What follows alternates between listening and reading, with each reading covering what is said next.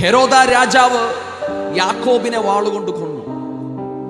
അത് ജനങ്ങൾക്ക് ഇഷ്ടമായെന്നറിഞ്ഞപ്പോൾ പത്രോസിനെയും പിടിച്ചു കാരാഗ്രഹത്തിലിട്ടു. അവിടെ ഒരു വാക്ക് ഇങ്ങനെ എഴുതിയിട്ടുണ്ട്. അപ്പോസ്തലപ്രവൃത്തി 12-ാം അധ്യായം അതിന്റെ 8-ാമത്തെ വാക്യത്തിൽ ദൂതൻ വന്ന് പത്രോസിനെ തട്ടി എഴുന്നേൽപ്പിച്ചു. അവൻ എഴുന്നേറ്റപ്പോൾ ചങ്ങല അഴിഞ്ഞു. അടുത്ത വാക്ക് അരകെട്ടി ചെരുപ്പിട്ട് മുറുക്കുക. ഹല്ലേലൂയ. അതിനർത്ഥം ഇനി മുന്നോട്ടുണ്ടോ ഇല്ലയോ എന്നുള്ള ഒരു ഉറപ്പോടെയല്ല പത്രോസ് തന്റെ ഉള്ളിൽ കിടക്കുന്നത്. പക്ഷേ ദൈവത്തിനറിയാം ഇനിയും ഇവനെ കൊണ്ട് എനിക്ക് ചെയ്യുവാൻ പലതുമുണ്ട്. ഹല്ലേലൂയ. അതുമാത്രമല്ല, അതിന്റെ പിൻപിൽ ഒരു സഭയുടെ പ്രാർത്ഥനയുമുണ്ട്.